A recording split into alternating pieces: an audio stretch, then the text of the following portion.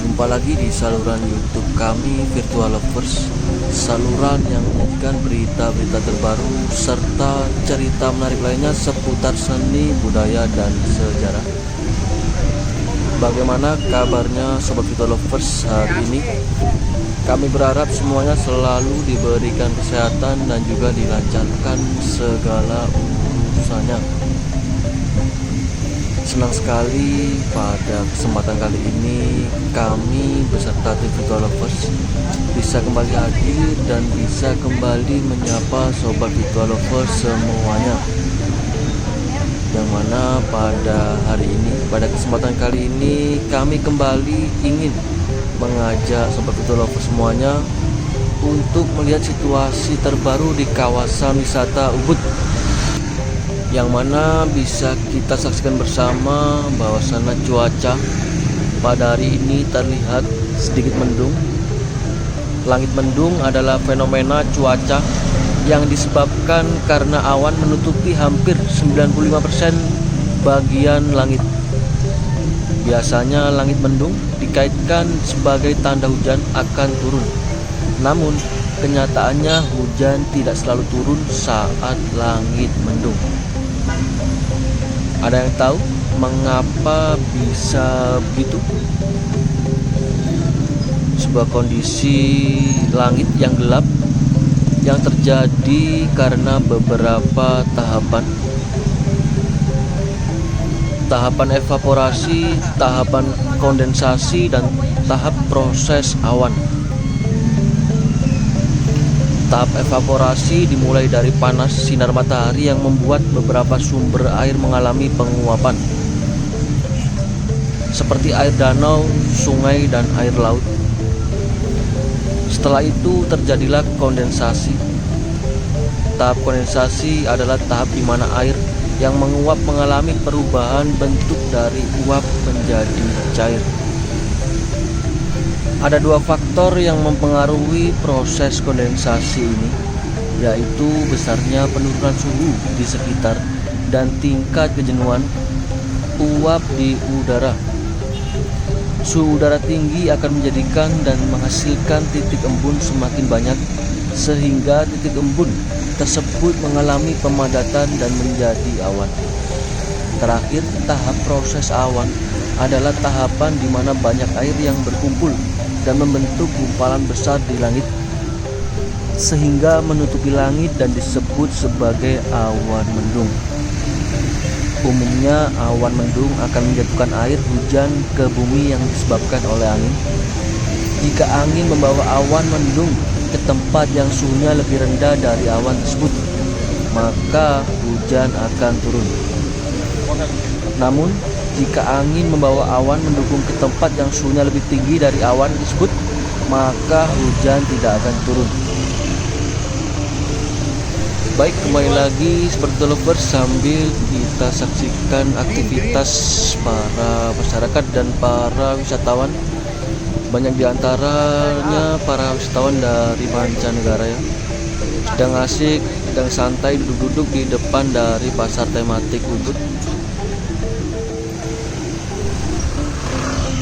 Pasar tematik Ubud sebuah pasar yang baru saja selesai dalam tahap renovasi, menjadi terlihat lebih modern, lebih megah dari yang sebelumnya. Seperti yang kita ketahui bahwasanya perkembangan Ubud yang pesat diikuti oleh semakin meningkatnya jumlah sarana dan prasarana pariwisata, menyebabkan pemanfaatan ruang yang berdasarkan pada aturan lokal setempat telah banyak berubah akibat tuntutan ruang untuk kepentingan fasilitas penunjang pariwisata. Fasilitas penunjang pariwisata tersebut menggeser atau menghilangkan ruang bernuansa lokal yang menjadi identitas pemukiman setempat dan salah satu daya tarik wisatawan. Pemerintah Negara Kesatuan Republik Indonesia mencanangkan bahwa wujud pembangunan di Bali berada dalam kerangka pengembangan berwawasan budaya. Keputusan ini dituangkan ke dalam rencana pembangunan 5 tahun Repelita Bali yang dimulai di akhir tahun 1960-an. Namun tidak terlepas dari perkembangan dan pengaruh budaya luar, berbagai pemanfaatan ruang yang awalnya berpedoman pada prinsip-prinsip tradisional Bali telah mengalami penyimpangan maupun pergeseran yang mengakibatkan keharmonisan antara alam semesta dengan alam mikrosmos badan kasar manusia sesuai konsep Trihita Karana. 3 unsur penyebab kebaikan akan tidak sesuai lagi dengan filosofi ajaran agama Hindu. Karena kekuatan unsur alam semesta ini, manusia haruslah selalu menghidupkan kekuatan alam semesta dan badan kasar manusia agar memperoleh kehidupan yang baik, bahagia, sehat, dan sejahtera. Mengabaikan salah satu di antaranya dipercaya akan menimbulkan ketidakseimbangan yang bermuara pada penderitaan, malapetaka, penyakit, dan ketidakbahagiaan.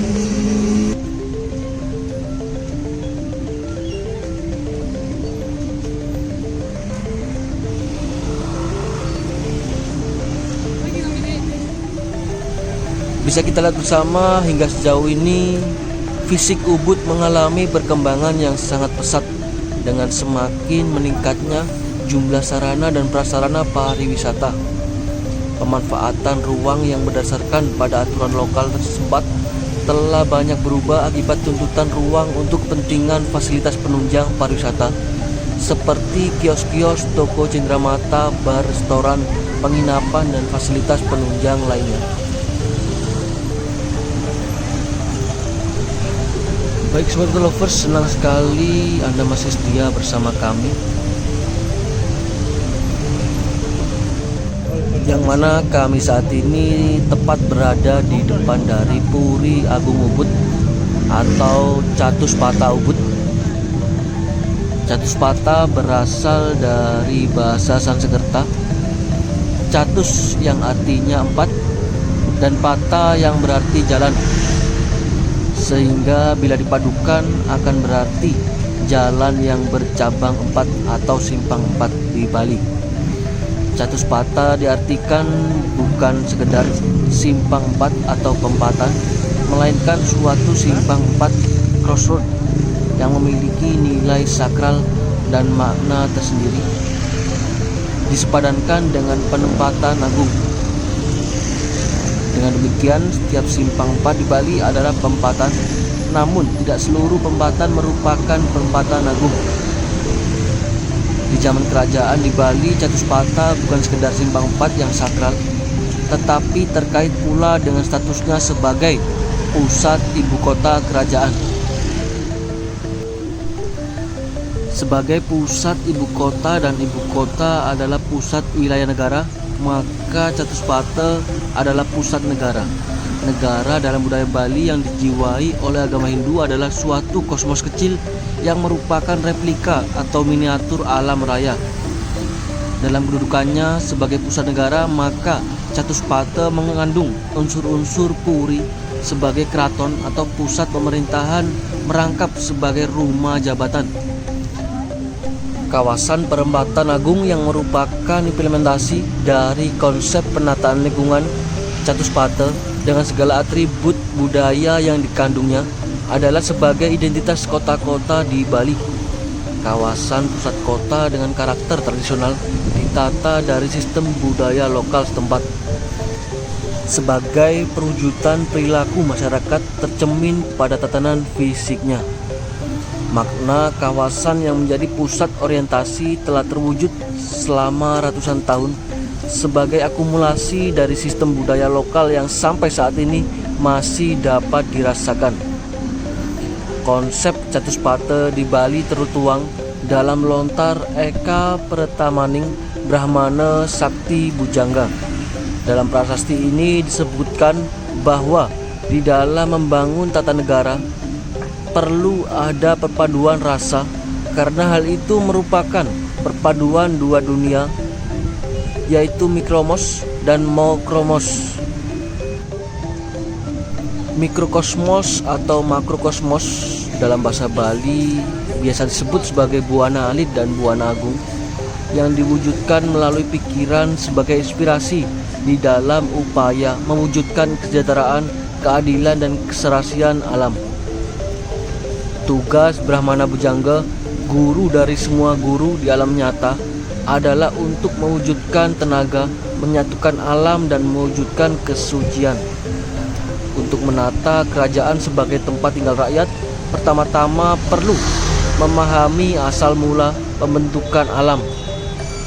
Alam tersebut terbentuk dari pemikiran yang merupakan perwujudan rasa. Dalam alam ditentukan 4 arah mata angin, catur lokapala, yang kemudian diejawantakan menjadi catur negara. Hidup dan mati merupakan perwujudan siang dan malam, yang diartikan pula sebagai arah timur dan barat.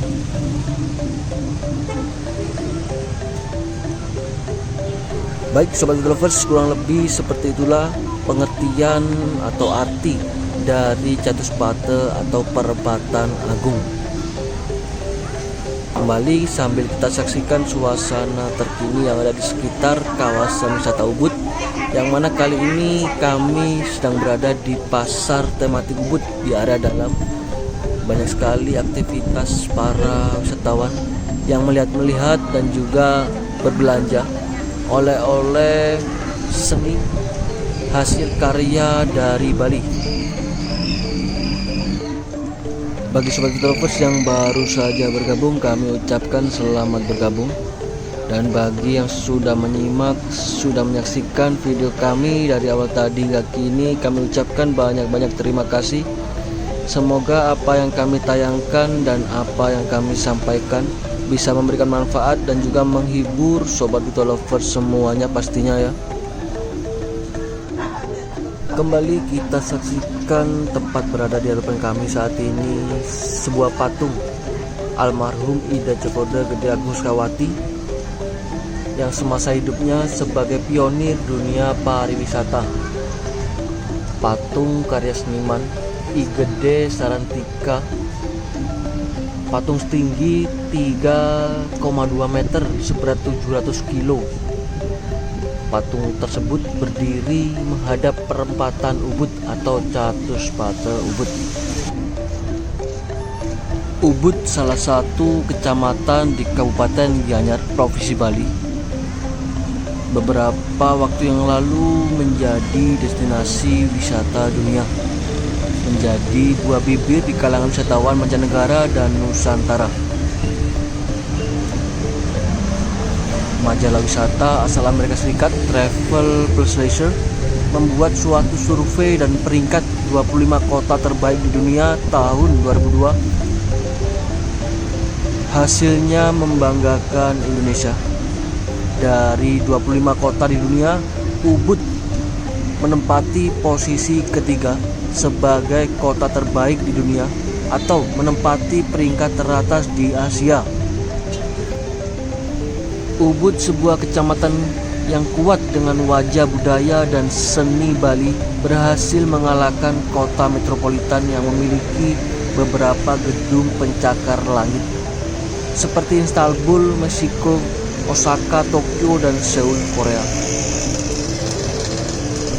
Prestasi tersebut sangat membanggakan masyarakat Bali karena boleh dibilang dan sukar dipercaya bila Ubud berhasil mengalahkan kota-kota metropolitan di berbagai penjuru dunia yang memiliki banyak gedung pencakar langit dan rute kereta api bawah tanah. Ubud sebagai salah satu dari 7 kecamatan di Kabupaten Gianyar, Provinsi Bali, yang selalu berusaha kuat mempertahankan budaya, seni, dan potensi alamnya agar terjaga keasliannya. Dan juga bagi para pelancong, Ubud terkenal sebagai kota yang kuat mempertahankan budaya, tradisi, seni, pelestarian alam, dan keyakinan kuat pada agamanya. Di Ubud, wisatawan akan banyak menemukan pura dengan pintu gerbang khas seni Bali. Berjalan-jalan di kota Ubud, wisatawan akan banyak menemukan sesajen di pinggir jalan yang menunjukkan warga Bali mengucapkan rasa syukur kepada Tuhannya. Dan teruntuk para pecinta seni, banyak sekali museum lukisan, toko lukisan, dan benda-benda seni. Pameran lukisan juga selalu tersedia di Museum Puri Lukisan, Museum Arma, Museum Neka, Museum Don Antonio Blanco, atau semua itu ada di tengah kota Ubud.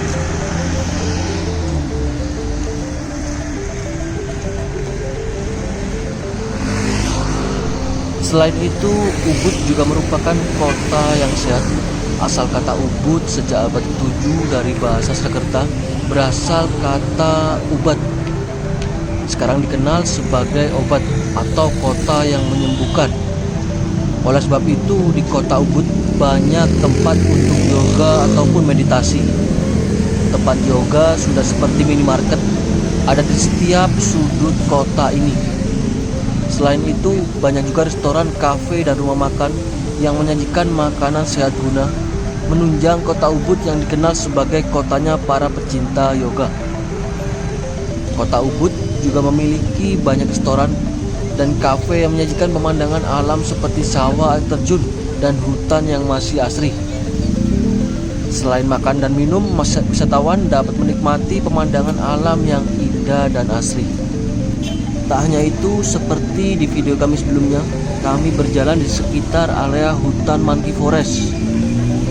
Hutan Monkey Forest di Ubud juga menunjukkan bahwa kota ini merawat hutan beserta isinya dan ratusan monyet hingga ribuan monyet. Masyarakat Desa Adat Padang Tegal, Desa Ubud merawat hutan hingga meraih hadiah Kalpataru karena berhasil melestarikan hutan, flora, dan fauna.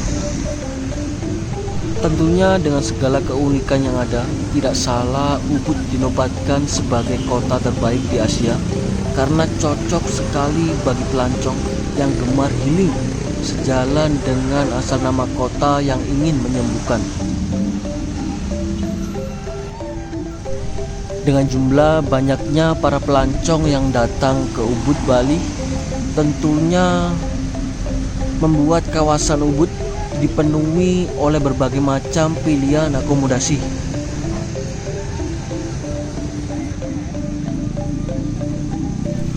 Banyaknya pilihan akomodasi dipengaruhi oleh jumlah wisatawan di kawasan Ubud yang terus bertambah di setiap tahunnya.